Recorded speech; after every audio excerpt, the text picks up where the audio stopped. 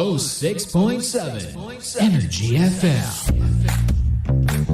Hello, hello, hello. Same, pero iba. Welcome back. Ako po ang nag-iisang chicks ng radyo. Walang iba kundi si Kara. Kapiling mo ngayong hapon na ito. Mula kanina pang alas 12. Pero eto, nagbabalik pa rin para sa'yo. At kung nakapakinig ka kanina ng ating story, it's about one great love na lumisan na o nawala na sa buhay mo. Ikaw ba, Pangga, minsan ba sa buhay mo nasabi mo na sana nakatuluyang ko yung one great love ko, or nasabi mo na okay na yun, at least natagpuan ko yung one great love ko, masaya na ako ngayon. Parang ganun. Tanungin natin si Tita Cora. Yes, yung aking ex ang aking one great love. Charot. Habang kaharap ko yung jowa ko. Ang galing-galing mo talaga. Hindi tayo gagaya kay ano. Ano pangalan ng ating sender? Si Carmen. Si Carmen. Ayan, para po sa mga hindi nakapakinig, si Carmen po ay isang 38 years old na may boyfriend dati na nagngangalang Rodolfo. Ngayon, okay yung samahan nila, nagmamahalan sila, okay ang takbo. And yung 3 years nila ay biglang natapos dahil biglang hindi na bumalik si Dolfo. Hindi nagpaalam, walang proper closure sa relasyon nila. Kaya naman, nag-move on na lang itong si Carmen kahit masakit, hanggang sa nakakuha ulit siya ng bagong pag-ibig sa katauhan naman ni Edgar. At si Edgar, engaged na sila. Nung engaged na sila, nalaman niya, nabalitaan niya dun sa kapatid ni Rodolfo na kaya pala umalis kasi may sakit pala noon. At ngayon, parang hindi na kinaya yung sakit na cancer na sa bingit na ng kamatayan at mawawala na sa mundo. Kaya siguro nagpaalam siya kasi alam nung asawa, alam ni Edgar At si Edgar, pinayagan siyang dumalaw sa huling sandali. So, nung dumalaw siya kay Edgar, ay kay Rodolfo pala, na kanyang one great love, ay nagkaroon sila ng proper closure. Pero after 4 months, yumaon na rin si Rodolfo. Pero natuloy ang kasal ni Edgar at ni Carmen. At ngayon may anak na sila at naninirahan sa ibang bansa. Alam mo, bittersweet yung nangyari, no? Masakit na maganda. Masakit na maganda. Oo. Kasi isipin mo na lang kung hindi nangyari ito doon sa buhay ni Rodolfo at saka ni Carmen, hindi niya makikilala yung one great love niya. Alam mo, sa totoo lang, ang nakikita kong one great love ni Carmen, si Edgar. Si Edgar ang may one great love kay Carmen, which is maganda na mas mahal ka nung tao kesa mahal mo.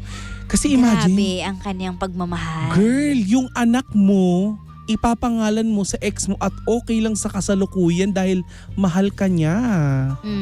Siguro hindi ma-issue tong si Edgar. Hindi. Kasi may mga lalaking ma-issue mabanggit lang yung ex, di ba? Yung mga ganun Ba't ang lalaki ba? Hindi, may ganun. Siguro naging iba yung dynamics ni Edgar. Siguro para sa kanya, ano ngayon, bakit ko pagkasalosa ng isang taong nawala na? At saka siguro kung naipangalan man yung anak, it's a different story naman Kumbaga, choice na nila yun 'di ba? Nasa sa kanila yun. Pero yung pagmamahal ni Edgar, yun ang hindi ko matawaran. At saka feeling gaano kanya kamahal si Carmen para payagan mo dumalaw sa ex. Siguro iniisip niya ilang tanggulay na tong ex na to, makikipag-compete pa ba ako? At saka kamatayan feeling na ito. Nagkaroon ng magandang relasyon si Edgar at saka itong si Rodolfo bago ito nawala sa mundo. Feeling ko nag-usap itong si Naku, gumawa ka na ng Feeling ko lang kasi hindi naman sa papayag ka, di ba, na ipangalan yung anak mo, yung unang anak nyo. Alam mo, isa nakikita ko dyan, yung honesty ni Carmen ang nagsalba sa kanya. Oo. Kasi kung hindi siya naging honest at nalaman ni Edgar sa ibang tao or ganyan, baka mag-iba yung kwento Pero dahil inamin niya, di ba, na may ex akong nawala, ganyan. At for sure, nagpaalam siya. Oo, kasi, di ba, pumayag Ibig sabihin, pinayagan siya. Nagsabi siya ng totoo. Naging honest siya. So, itong si Edgar, buong tiwala ang binigay sa kanya. At siguro siya secured sa pagmamahal ni Carmen. Siguro iniisip niya, kung dumalaw man si Carmen dun sa ex, sa great love nga na before, siguro bilang tao na lang. Yung bilang gusto lang niya diba, dumamay. Alam mo, sorry, napindot ko. Ito yung problemang ipinadala sa iyo. Hindi siya problema Ang sarap sa puso na, it's a love story. Diba? Na may happy ever after sila. Na nasa ibang bansa na sila ngayon, namumuhay. Tsaka, diba? Patunay din ito na lahat ng iniyak mo ay mapapalitan someday. Correct. Kagaya na nangyari sa kanya. Imagine, nalungkot man siya.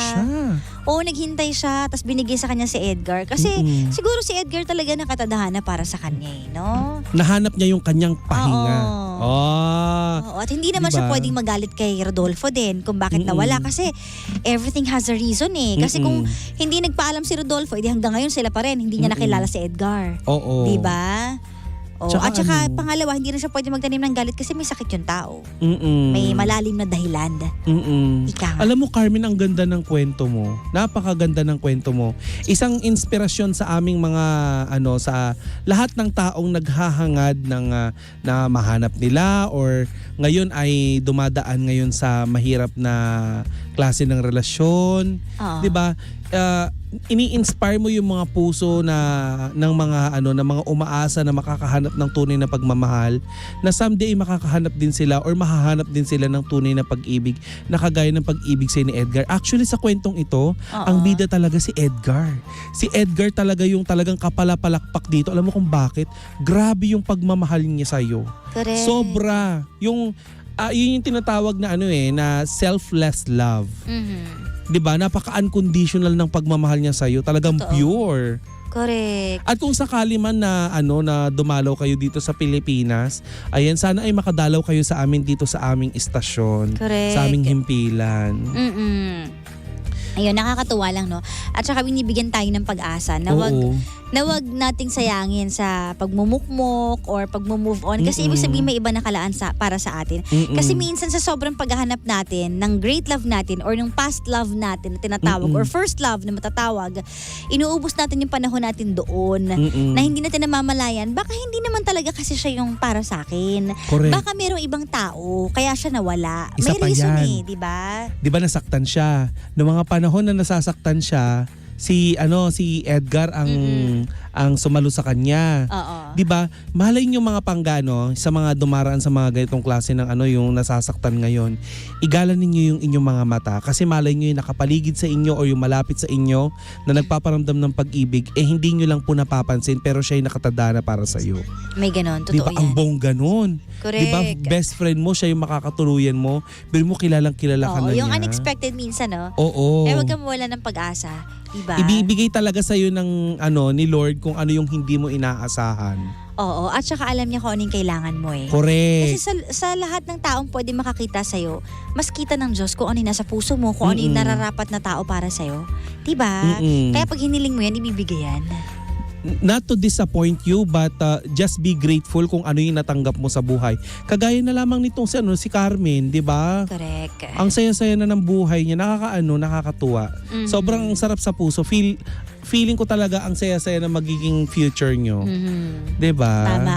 Ang bilis ko daw magsalita. Mabilis pa rin ba kahit may sakit na ako? Yes, nagpa-fast forward yung mo. Okay. Oo. May bumati muna tayo watching from Dubai, si DC Balogo. Hi. Ayan. Hello po sa inyo dyan from Dubai. At kay Mami Lu, nagpapabati. Ayan, si Ate Jana din, si Ate Zuzette. Si Ate Jana from Kuwait, nakikinig siya sa'yo. At saka si Mami Tessie din from Dubai. Oo. Alan Marceliano, happy birthday daw. Pinapabati ni Ate Irene Pascual. Ayan. Tapos, sino pa ba? Okay na pala. Uy, sabi nga Nabati pala ko ni na. Ma'am Regintan, dumalaw daw tayo ulit sa Hungry Pares. Ay, hello po. Sige Ayan. po. Hello din kay Arnold Caldea, nakikinig ngayon. Ayan. Uy, wala kaming pwedeng, actually, alam mo, Carmen, hindi mo naman kailangan ng kahit anong advice You inspire us, di ba? Yes. Hindi mo kailangan na ang kailangan mo ay i-flex sa buong mundo na ikaw ay pinakamasayang babae ngayon. Correct. And good luck sa magiging baby mo. Sana maging maayos ang iyong pagbubuntis. Correct. Sa iyong Maraming anong pangalan? salamat sa Little pag-share. Dolfo. Little Dolfo. Rudolph kayong ipapangalan niya kasi nasa New Zealand sila Aha. Uy, alam mo, meron din akong kwentong ganyan. Ito totoo to Sabihin ko nga sumulat sa Sincerely Cara. Na yung pagmamahal ng lalaki kasi namatay yung asawa niya. Pero every year, nagpo-post siya na parang remembering her husband. Alam mo, okay lang sa present jowa niya. Talaga? Oo. Kasi sabi niya, ba't ako makikipag-compete sa'yo mauna? Naging part siya ng buhay mo bago pa ako dumating. So kung ano man yung pagmamahal mo, kasi hindi naman yun hindi naman siya romantic kind of love na. Kumbaga yung pagmamahal lang ng friend ko para dun sa yumao niyang asawa is pagmamahal bilang ama ng anak niya, bilang tao, ganun na lang. 'Di ba? So yung romantic love, ando na sa bagong partner niya, pero hindi nagagalit yung present partner niya. Tapos naisip ko, may ganun pala talaga. Kasi isip ko, paano nangyari yun? Mahal ka ba talaga niyan? Parang ganun. Pero hindi, may mga klase ng pagmamahal pala na selfless. Akes. Diba? Kasi yung jowa ko ngayon, Diba? nung nagkakilala kami, ilang buwan pa lang pagkatapos mamatay ng kanyang ex. Oh, Tapos nag-pledge siya ng goodbye sa ex niya, kasama niya ako sa Memorial Park. okay lang sa'yo. Nagdala kami ng bulaklak. Oh, ano nasa isip mo nun? Wala. Hindi ka nagsiselos Hindi. or what? Actually, parang kinausap ko pa nga, sabi ko, eto ako Sasalo na. Ako ako si sasalo. JC, aalagaan namin ang isa't isa.